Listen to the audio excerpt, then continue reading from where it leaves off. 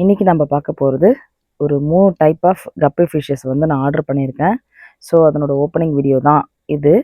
So அந்த வீடியோவை மறக்காமல் ஸ்கிப் பண்ணாமல் பாருங்கள்.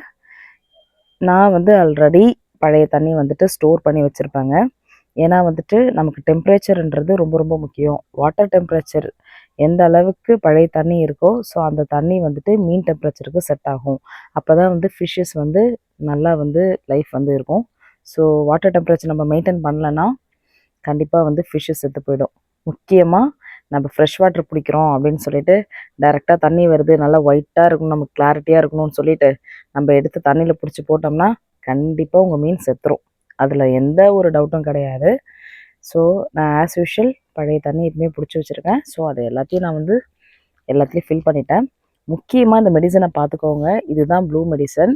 இது எதுக்கு அப்படின்னா ஃபிஷ்ஷஸ்க்கு வந்து ஒரு ஃபங்கை எந்த ஒரு அட்டாக்கும் வராமல் இருக்கிறதுக்கு, ஃபிஷ்ஷோட லைஃப்பை வந்து சேவ் பண்ணுறதுக்கு இந்த ப்ளூ மெடிசன் வந்து எப்பயுமே நம்ம போடணும்.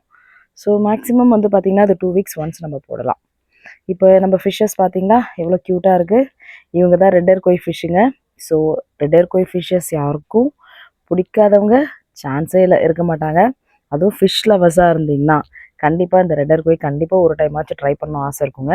ஏன்னா இது வந்து காஸ்ட் வைஸ் கொஞ்சம் ஜாஸ்தி தான். மற்ற கப்பி ஃபிஷ்ஷஸ் கூட கம்பேர் பண்ணோம்னா இதனோட மார்க்கெட் ரேட் வந்து பார்த்திங்கன்னா என்றைக்குமே ஹை லெவலில் தான் இருக்கும்.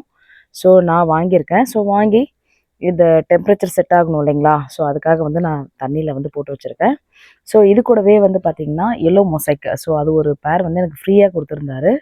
ஸோ அவர்கிட்ட கேட்டு எனக்கு இது ஒரு காம்ப்ளிமெண்ட்ரியாக கொடுங்கன்னு சொல்லி வாங்கினேன்.